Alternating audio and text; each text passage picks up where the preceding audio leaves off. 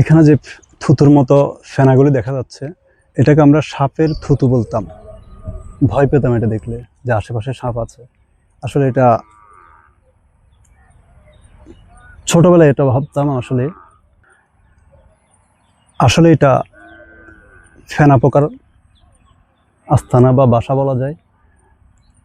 স্ত্রী পোকা গাছে ডিম পাড়ে, ডিম থেকে বাচ্চা ফুটে বের হয়, গাছের রস চুষে এক পর্যায়ে সে ফেনা তৈরি করে এখানে আত্মরক্ষার্থে। অর্থাৎ বিভিন্ন পোকামাকড়, শত্রু পোকামাকড়, তারপর রোদ থেকে বা নিজের গা শুকিয়ে না যাওয়ার জন্য এই ফেনাটা তার কাজে আসে। কয়েক সপ্তাহের মধ্যে সে পরিপূর্ণ পোকায় রূপান্তরিত হয় এবং উড়ে যায়। আসলে এটা একটা ফড়িংয়ের মতো পোকা, ছোট একটা পোকা।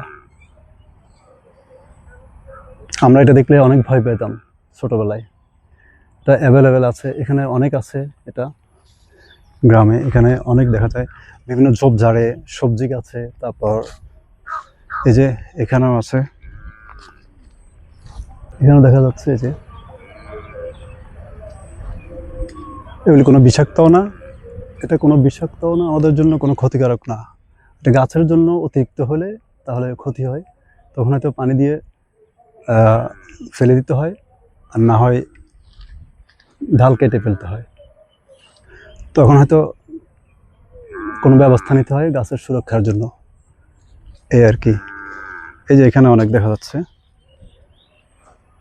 আমরা অনেক ভয় পেতাম ছোটবেলায়।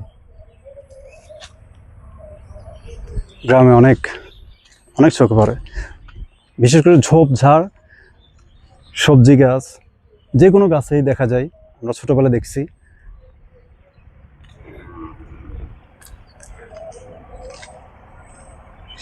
এই যে দুইটার ভিতরে দেখা যাচ্ছে, আরেকটু যদি দেখা যেত, এই তো দেখা যাচ্ছে এক ধরনের ফড়িং এর মতো নড়াচড়া করতেছে। এখন মনে হচ্ছে যে হাঁটতেছে মনে হচ্ছে। আসলে বাতাসের নড়াচড়ার জন্য আমি ভালো করে দেখাতে পারছি না, সে হাঁটতেছে মনে হয়।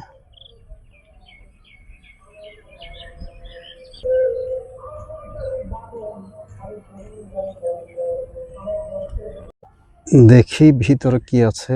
আসলে আমি একটু যদি পোকার ক্ষতি না করে দেখতে পারি, দেখি তার বাসাটা না ভেঙে যদি একটু দেখাতে পারি। এই যে ভিতরে সে আছে, দেখা যাচ্ছে। এই যে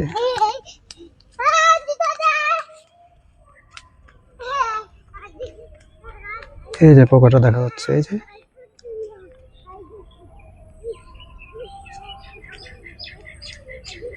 একটু ভালো করে দেখানো যায় কিনা দেখি।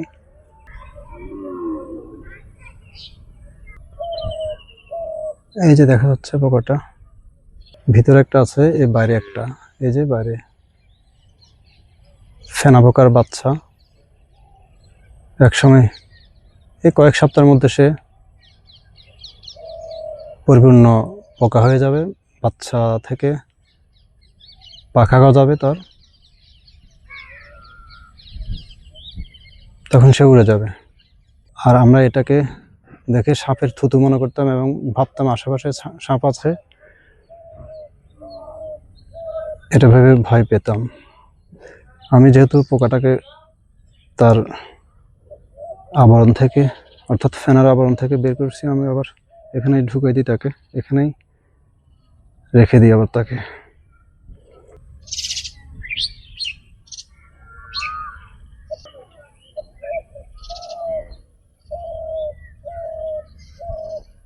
তাকে আবার তার ঘরে পৌঁছে দিলাম। সে এখন সেফ, এই যে ভিতরে আছে এখন সে।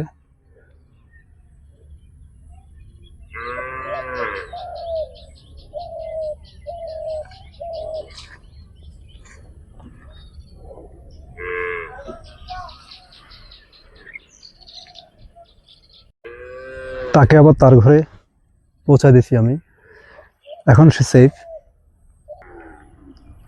এখন সে পরিপূর্ণ পোকা হয়ে আবার উড়ে যেতে পারবে। আমরা অনেক ভয় পেতাম এটা দেখলে। সাপ আছে, নিশ্চিত সাপ আছে এটা ভাবতাম আমরা।